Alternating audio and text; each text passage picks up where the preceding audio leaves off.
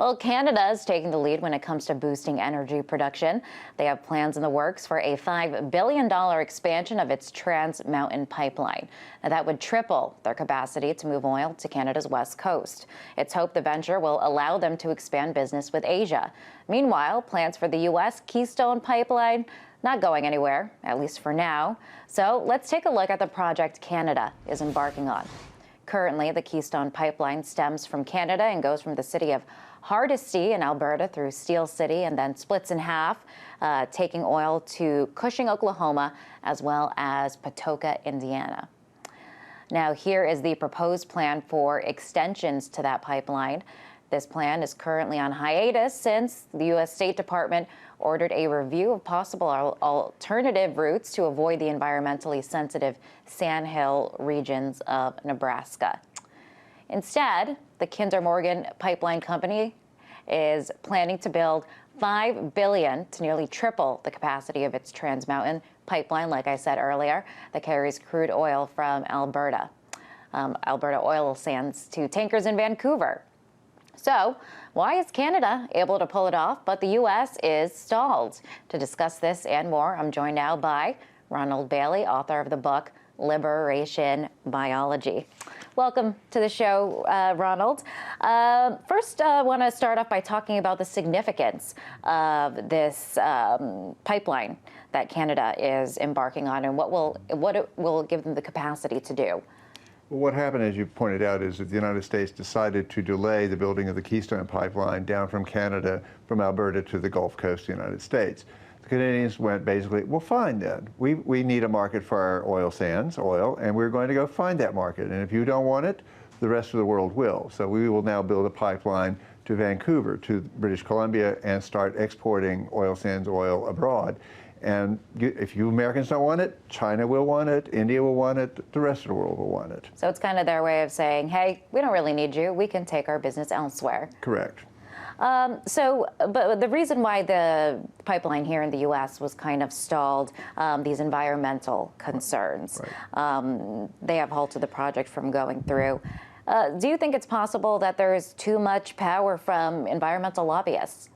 Well, basically what's happened is that a number of things. One is, yes, there is too much power in the Obama administration for environmental lobbyists. Basically, our president had to decide which particular constituency he was going to make angry. The environmental lobbyists, because he's coming into an election this year, or if he's going to make the unions, the people who would have constructed the pipeline, angry. And he decided he would get more votes by satisfying the environmental lobby. That's normal politics. That's what he decided to do. The problem is that his decision was based on very bad science and very bad economics. He justified it on the basis that it might harm the Ogallala aquifer in the center of the country if it should burst and so forth. And yet there's very little evidence that a great deal of harm would happen should the pipeline have a malfunction at some point. The other problem is the environmental lobby basically wants to try to isolate the oil sands. After all, the resource is enormous. It's 1.7 trillion barrels there, of which, using current technologies, you should be able to get out 170 billion barrels, which is second only to Saudi Arabia as a reserve. And they were trying to isolate it because they don't want this oil to be burned because of their concerns about global warming. Thus, they said, we will stop the pipeline, and the Canadians can't sell it to anybody. And now we see that that's not true. The Canadians are going, well, we don't have to sell it to America. We'll sell it to somebody else. So you mentioned earlier how President Obama kind of decided to cater to a certain constituency, that constituency being the environmentalists. But now what we're seeing is gas prices going up. And it's election season, and high prices at the pump make for unhappy Americans, unhappy voters. So not a good formula for the president. Is there more pressure on him now to take action? With regard to the Keystone Pipeline? Yeah, if that's what needs to be done in terms of bringing those oil prices down. I think that at that point he would then lose the environmental lobby. He's just going to have to take what's going on. But the truth of the matter is that the pipeline would not have been built in time to lower current prices of gasoline in the United States anyway. So in a certain sense, that doesn't matter. Of course, in the politics of the United States, people will try to draw that connection, but I think it's not a real one. Nevertheless, it is a strong symbolic connection because it does indicate that the president doesn't seem to be terribly worried about what's going to happen with fuel prices in the United States. Okay, so talk a little bit more about, you said it wouldn't happen in time for us to see measurable prices right now at the pump anyways, but talk a little bit about what that oil pipeline in the U.S. would do for fuel prices, maybe in the long run then. Well, in the long run, building it would have probably created about 25,000 permanent jobs, would have boosted our supplies by at least 1 million barrels a day of supply in the United States. We're already importing 2 million barrels a day from Canada. And eventually the idea is about 2025 we would be importing from the oil sands area about 3.5 million. Essentially that would de-link us from any need to import oil from the Middle East or places like Nigeria or Venezuela. As they put it, do we want to buy conflict oil, that is oil from the Middle East, or we want to buy ethical oil, that is oil from Canada? And I think the answer is we should have bought the oil from Canada. Now the rest of the world will be buying it. Now, Canada, they are moving ahead with their very ambitious plan to expand, but the U.S. can't really pull it off. So why is it that we see such this vast difference in terms of, being able to get these big projects launched? Well, again, and part of it is what's wonderful is if you go up to Canada, I've been to Canada and I've been to the oil sands area and I've reported from there and seen what's going on.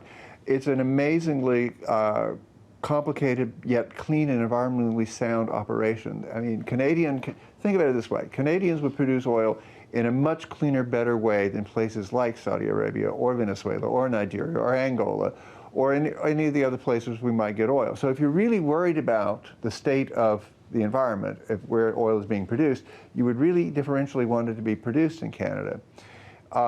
Secondly, I think that our regulatory regime here is being very complicated now with regard to using fossil fuels. Our Environmental Protection Agency is moving regulations which are designed to reduce our consumption of carbon dioxide, or consumption of basically carbon fuels, dramatically, and so they are complicating the permitting process and so forth for getting these projects done. So that's part of what's stopping this. So now, if Canada does take their business elsewhere, which it looks like that's what they're looking to do, I mean, what does that mean for us? Do we then lose out on Canada? That's where we get most of our oil. Well, we'll have to bid for it the way the rest of the world did. It would have been a much more secure relationship between our two countries had we just been able to have that bilateral relationship. But now it puts Canadian oil into the more volatile, if you will, global oil market in a way that would otherwise not have been. And we miss out on the jobs that we would have gotten because of the extra oil being refined and moved to this country as well. And these are all the issues that they've kind of contributed to the controversy surrounding this pipeline, the pros and cons around it. Some people saying this is what we need for our country, others saying, this is going to be devastating environmentally. Do you think here in the U.S. Issues like these are too politicized?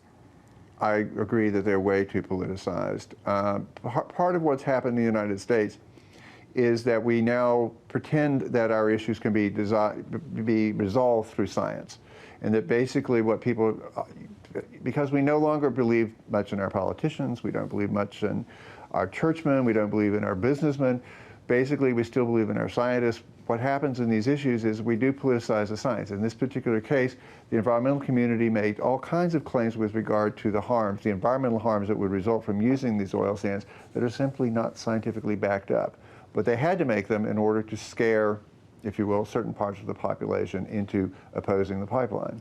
Well, that is politics at play, as we often see. Ronald, thank you very much for coming on the show and coming here to our studio. That was Ronald Bailey, author of the book, Liberation Biology.